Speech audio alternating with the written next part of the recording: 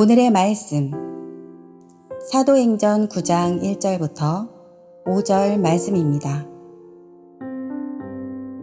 사울이 주의 제자들에 대하여 여전히 위협과 살기가 등등하여 대제사장에게 가서 다메섹 여러 회당에 가져갈 공문을 청하니, 이는 만일 그 도를 따르는 사람을 만나면 남녀를 막론하고 결박하여 예루살렘으로 잡아오려 함이라. 사울이 길을 가다가 다메섹에 가까이 이르더니 호련히 하늘로부터 빛이 그를 둘러 비추는지라. 땅에 엎드러져 들음에 소리가 있어 이르시되, 사울아, 사울아, 내가 어찌하여 나를 박해하느냐 하시거늘 대답하되, 주여 누구시나이까? 이르시되, 나는 내가 박해하는 예수라. 아멘. 할렐루야. 지난 주에는 녹화된 저를 보셨다면 오늘은 생생한 라이브로 저를 보시게 됐습니다. 어떻게 이 주간 잘 지내셨습니까? 감사합니다.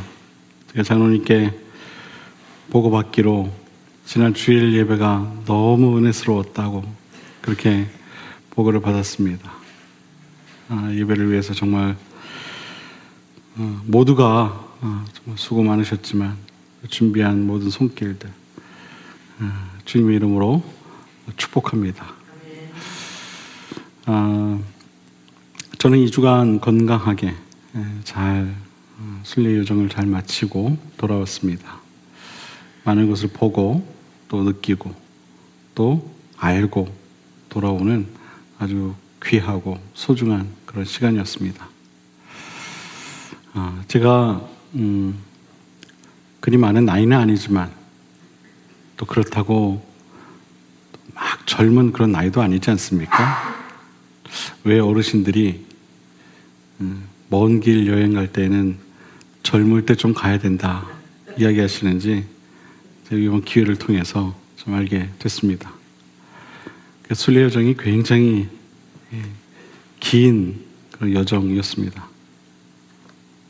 하루 일정마다 다 다른 곳을 방문을 해야 했기 때문에 짐을 풀 시간도 없이 눈만 붙이고 일어나서 또 짐 챙기고 또 옮겨가고 또 걷고, 아무튼 그럼에도 불구하고 참 좋은 그런 시간을 보내고 왔습니다. 위에서 기도해 주시고 또 함께 해주신 모든 분들께 다시 한번 감사의 말씀을 올려드립니다. 하나님은 우리의 외모를 버렸다, 외모를 보시지 않는다. 성경은 그렇게 이야기를 하고 있습니다. 그 대표적인 인물이 있다면 바로 사도 바울이겠죠.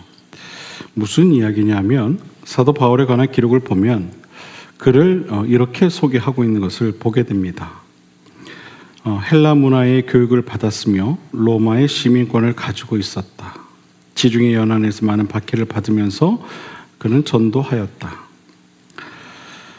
복음의 진리에 대한 확신을 가지고 30년간 선교사로 눈부신 활동을 했다. 건강은 좋지 못했고 용모도 보잘것 없었다. 모든 걸 다 가진 것은 아니었던 것 같습니다. 그의 외모만큼은 그리 잘난 것 같지는 않은 것 같았습니다. 하지만 하나님은 그런 그 부족한 외모를 보지 않으시고 그를 통해 이 기독교 역사를 다시 쓰게 하시는 놀라운 일들을 이루십니다. 외모를 보지 않으시고 선택하신 사도 바울을 통해 하나님의 놀라우신 역사를 이루셨다는 것이죠. 하나님께서는 우리의 외모를 보시는 분이 아니시라는 사실을 몸소 증명해 보인 사도 바울에게 깊이 감사의 마음을 드립니다. 왜냐하면 우리에게도 기회가 있다는 뜻 아니겠습니까? 네. 아멘을 안 하시는 분들은 외모에 자신이 있으신 분들인가요? 네. 여러분, 우린 이렇게 기도할 수 있어야 됩니다. 외모를 보시지 않는 하나님, 우리도 바울과 같이 사용해 주옵소서. 외모로 우리를 평가하지 않으시는 하나님, 쓰시고자 하시는 하나님의 주권대로 우리를 주님의 것으로 사용해 주옵소서. 우리에게도 바울과 같은 일들을, 주님의 그 일들을 감당케 하옵소서. 예수님의 이름으로 기도합니다. 아멘. 아멘으로 함께 간구한 모든 분들에게 하나님 아버지께서 꼭 응답해 주실 줄로 믿습니다. 사도 바울이 하나님께로부터 부르심을 받아 주님의 사역을 시작하게 된 것은 그가 이 디아스포라, 즉 열방 중에 흩어져 있던 이 초대교회 성도들을 핍박하기 위해 다메섹으로 향하던 중 이 예수님과의 만남 때문이었습니다. 오늘 본문 1절과 2절을 보면 이런 말씀이 나오죠. 사도 바울이 주의 제자들에 대하여 여전히 위협과 살기가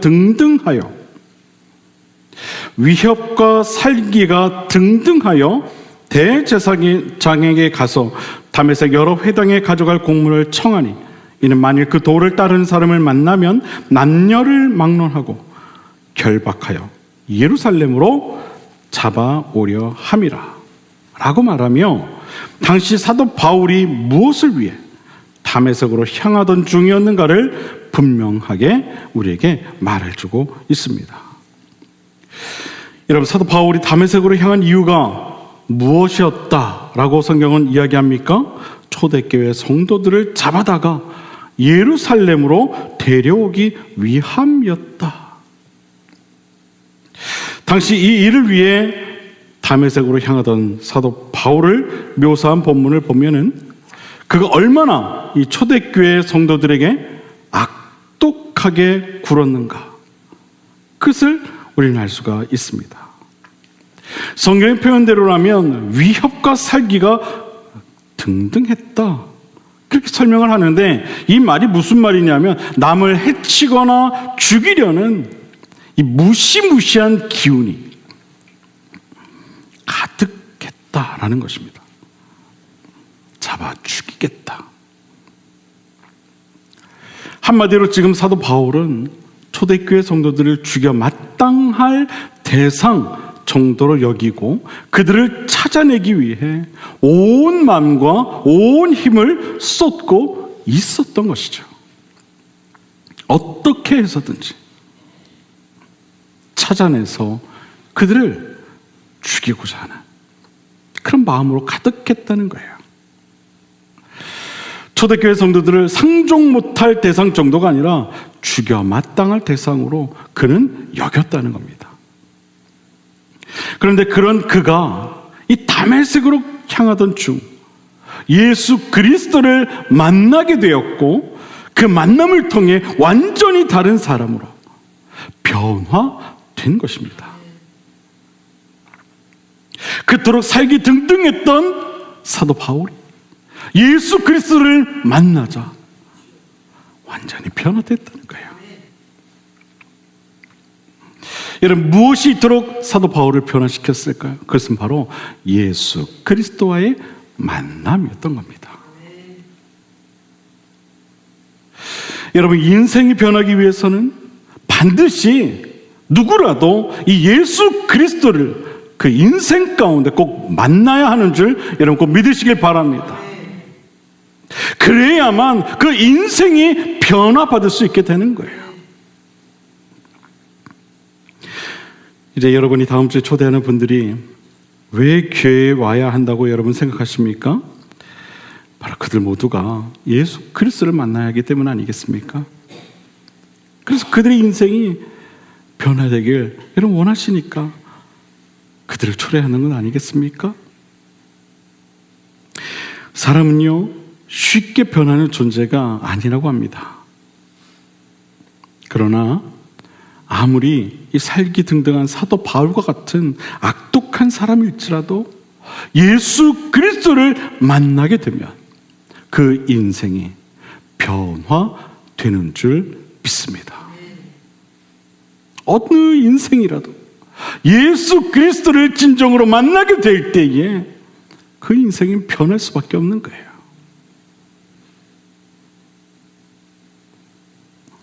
예수님과의 만남이 왜 필요한가? 바로 이처럼 우리 인생이 변하기 때문입니다. 죄악과 편견과 다툼과 이기와 질투와 시기로 가득한 우리 인생이 변하기 때문입니다. 육신의 것들을 구하며 살았던 우리 인생이 변하기 때문입니다.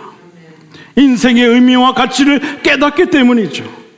우리가 숨을 쉬는 이유와 직장에서 일을 하는 이유와 우리가 살아가는 이유를 알게 되기 때문입니다. 예수님을 만나기 전에는 육체의 소욕을 따라 살았다면 이제 성령을 따르는 삶을 살아갈 수 있게 되기 때문입니다. 그래서 오직 사랑과 희락과 화평과 인내와 자비와 양성과 충성과 온유와 절제와 같은 열매들을 맺는 성령의 사람이 되기 때문입니다. 그래서 모든 인생은 예수 그리스도를 만나야 하는 거예요.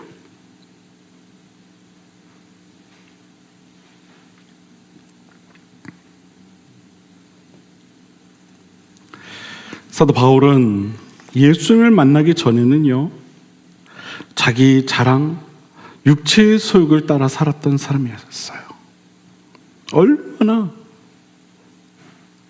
자기 자랑을 좋아했는지 몰라요.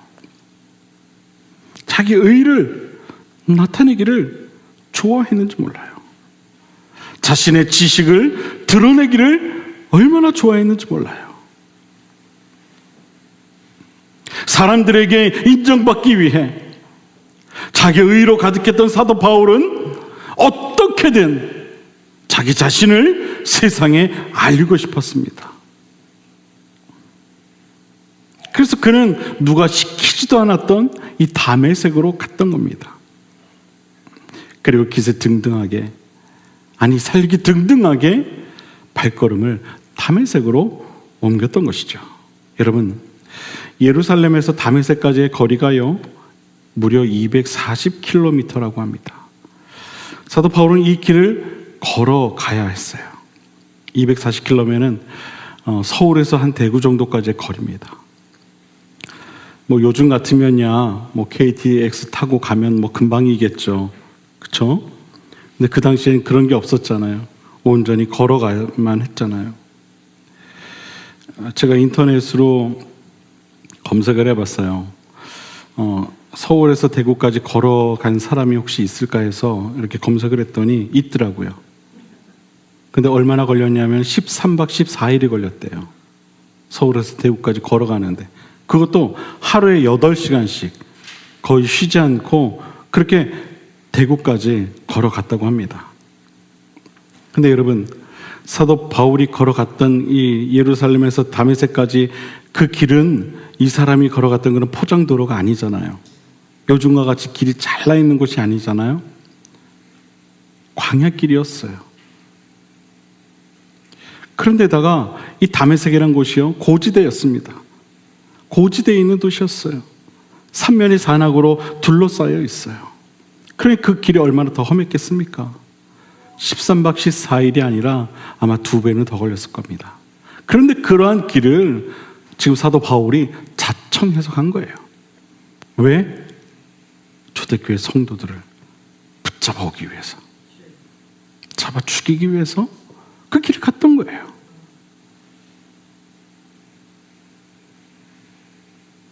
단지 그 하나의 이유 때문에 그 힘든 길을 그가 걸어갔다는 거예요. 아마도 다메섹으로 향한 그 길이 비록 힘이 들고 먼 여행길이었겠지만 사도 바울은 어떠한 그 사명감, 내가 지금 하고 있는 이 일이 정말 의로운 일이라고 하는 그릇된 그 사명감에 가득 차서 아주 신이 나게 그 길을 걸어갔을 겁니다. 자신이 잡아들일 초대교회 성도들이 거기 있기 때문에. 그리고 자신이 행한 그 지독한 일이 자신의 위신을 높여줄 거라는 그런 기대가 있었기 때문에 그는 신이 나서 그 길을 걸어갔을 겁니다. 아마 속으로 이렇게 생각했을지도 몰라요. 야, 그래 조금만 참자. 이제 다 와간다. 이제 얼마 안 있으면은 도착할 텐데 내가 도착하자마자 이 초대교회 성도들을 모조리 그냥 잡아들이고, 아마 그런 어떤 부푼 기대를 가지고 그렇게 그 길을 걸었을 겁니다. 강한 의지, 결단이 그로 하여금 힘을 내게 했을 거예요. 그런데 그런 그의 그러한 의지와 상관없이 하나님께서는 그를 변화시키십니다. 그의 뜻과는 전혀 상관없이 그를 변화시키시죠. 3절 이해를 보면 이런 말씀이 기록되어 있습니다. 사울이 길을 가다가 다메섹에 가까이 이르더니 호련히 하늘로부터 빛이 그를 둘러 비추는지라. 땅에 엎드러져 들림에 소리가 있어 이르시되 사울아 사울아 내가 어찌하여 나를 박해하느냐 하시거늘 대답하되 주여 누구시니까 이르시되 나는 내가 박해하는 예수라. 평생 처음으로 직접 예수 그리스도의 임재를 그가 경험하게 됩니다. 사도 바울은 깜짝 놀랐겠죠. 아니 본문대로라면 그가 엎드러졌다 이렇게 이야기를 하고 있어요. 주님의 음성을 듣고 엎드러졌다.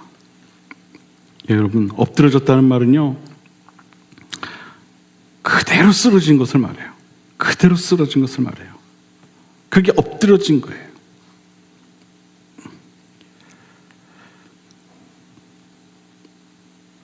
그 상태에서 주님의 음성을 들은 겁니다. 사울아 사울아 내가 어찌 나를 박해하느냐. 사울은 깜짝 놀라고 묻게 됩니다. 누구십니까? 누구십니까? 그때 주님 분명하게 말씀하시죠. 내가 박해하던 예수다. 내가 바로 내가 그토록 박해하던 예수다.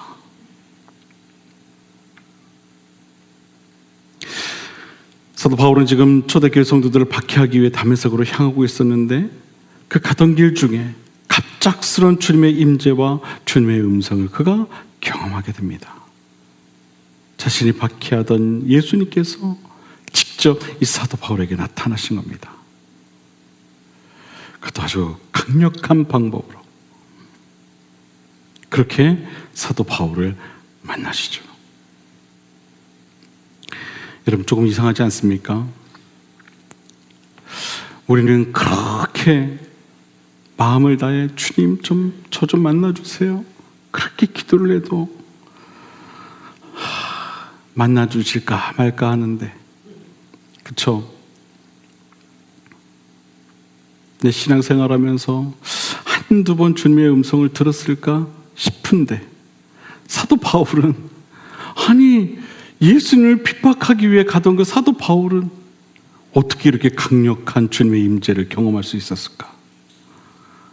궁금하시죠? 궁금하시죠? 주님한테 물어보세요. 저도 몰라요.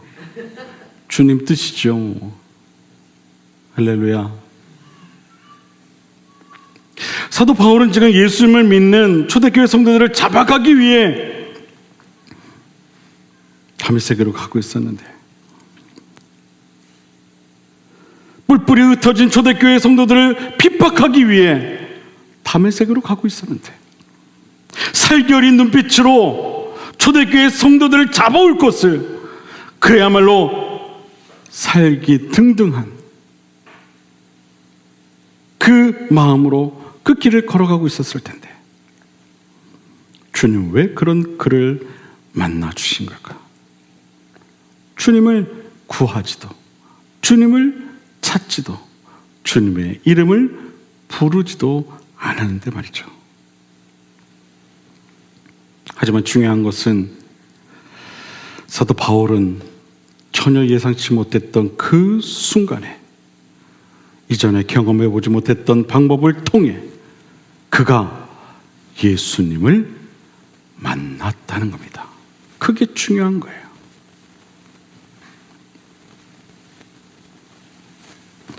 그는 놀라지 않을 수 없었을 겁니다. 그리고 그 순간 사도 바울은 과거 자신의 행동들이 얼마나 부질없고 잘못된 일이었는가를 그는 분명하게 알게 되었을 겁니다. 무엇보다도 자신이 핍박하려 했던 예수님께서 정말로 살아계신 하나님의 아들이라는 부정할 수 없는 그 사실에 그는 또 한 번 놀라지 않을 수 없었을 겁니다. 오늘 본문에 이어서 그 뒤에 말씀들을 보게 되면은요, 사도 바울이 받았을 충격이 얼마나 컸었는가 가늠해 볼 수 있는 그런 말씀들이 나옵니다. 제가 8절과 9절을 한번 읽어보겠습니다.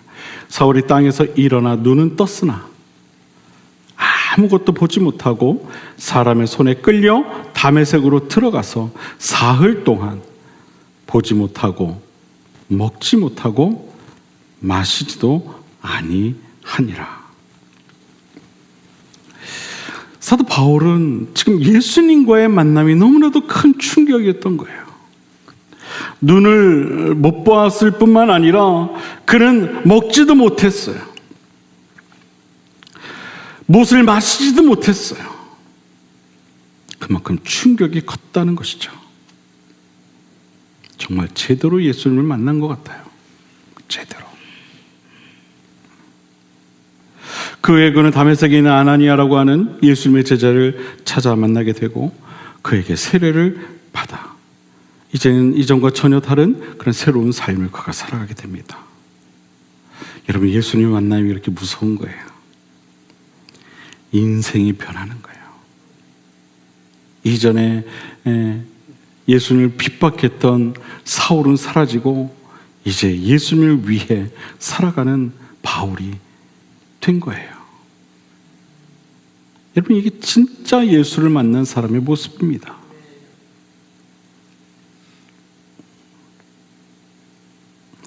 사랑하는 여러분, 모든 인생은 이러한 인생의 전환점이 필요해요. 그 전환점이 무엇이냐? 바로 예수 그리스도와의 만남이에요. 이 만남이 없이는 인생은 변할 수 없는 겁니다. 반드시 예수님을 만나야만 그 인생이 변화될 수 있는 거예요. 뒤집어질 수 있는 거예요. 우리 인생은 그래서 예수님을 만나기 전의 인생과 예수님을 만난 이후의 인생으로 나뉠 수 있어요. 이것을 진정한 인생의 터닝 포인트라고 말할 수 있죠. 모든 인생에는 이러한 터닝 포인트가 필요합니다. 내가 뒤집어지는 그 순간, 나를 뒤바꾸는 그 순간, 예수 그리스도를 진정으로 경험하는 그 순간이 필요하다는 거예요. 한 번의 인생을 살면서 이러한 인생의 전환점을 경험하는 인생과 그렇지 못한 인생은 분명 큰 차이가 있게 마련이에요.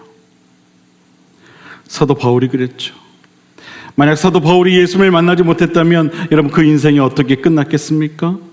그저 예수를 핍박하던 한 사람, 그 인생은 그렇게 끝나고 말았을 겁니다.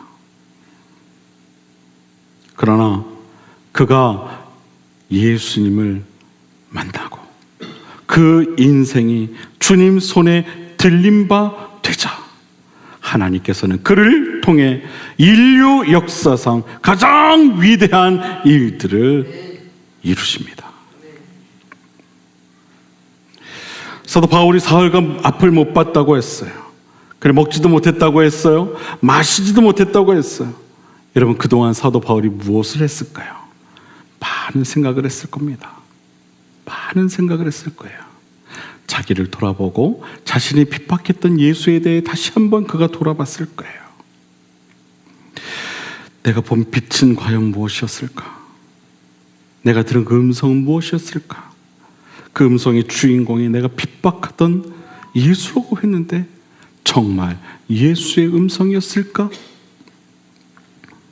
혹시 지금 이렇게 앞을 못 보고 먹지도 못하고 마시지도 못하는데 혹시 이것이 내가 예수님을 핍박한 그 핍박의 대가는 아닐까?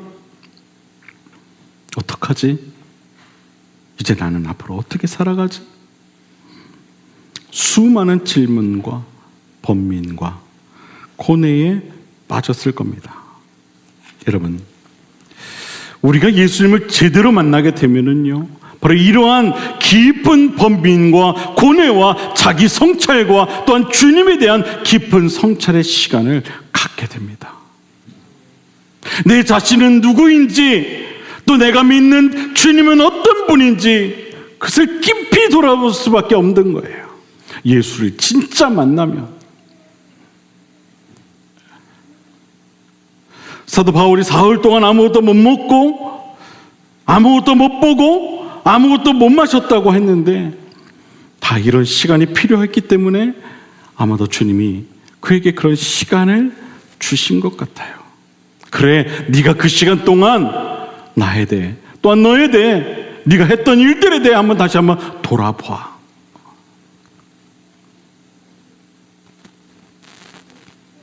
그래서 그런 시간을 주셨던 것 같아요.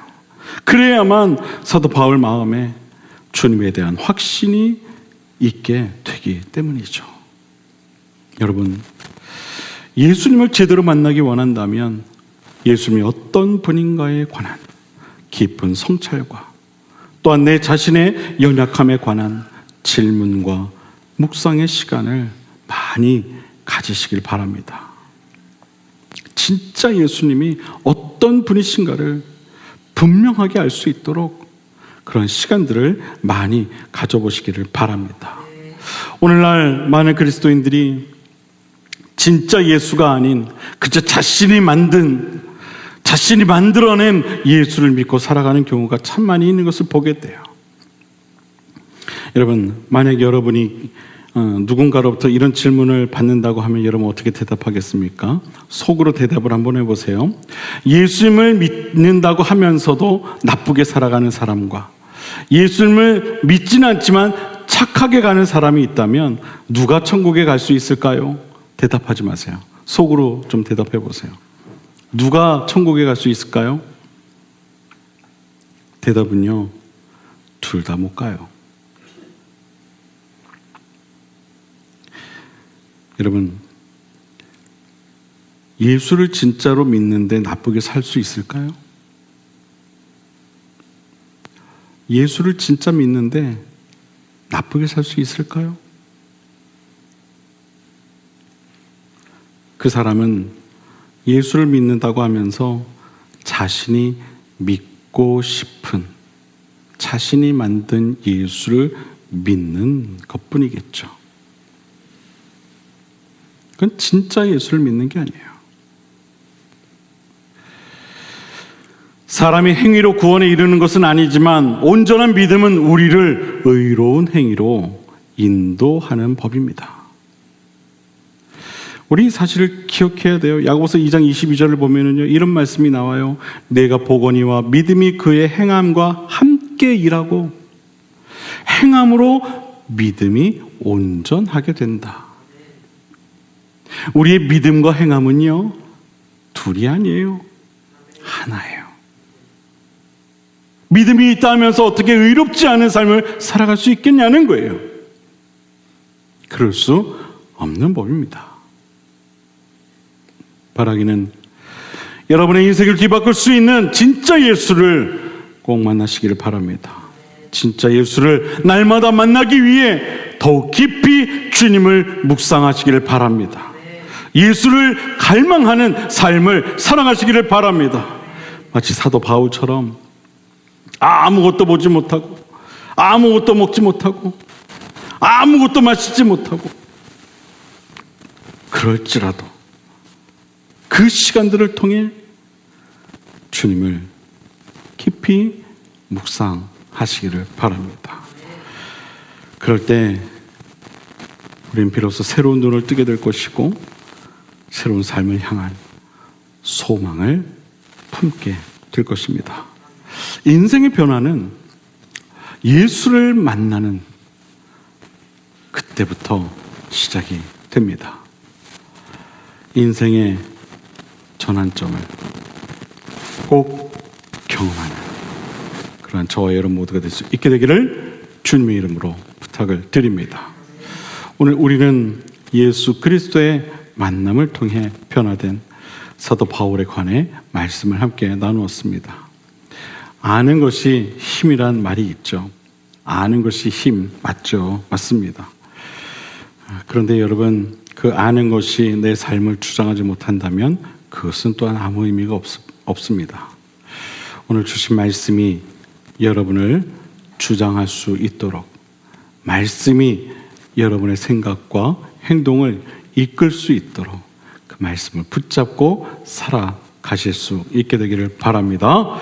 바라기는 진짜 예수를 만나서 그 삶이 변화되는 경험을 한 사도 바울처럼 오늘 이 시간 함께한 저와 여러분도 진짜 예수를 만나 삶이 변화되는 경험을 꼭 하실 수 있게 되기를 주님의 이름으로 축원을 드립니다. 그 변화의 중심에 진짜 예수가 있음을 기억하고 나아가는 저와 여러분 모두가 되기를 바랍니다. 기도하겠습니다.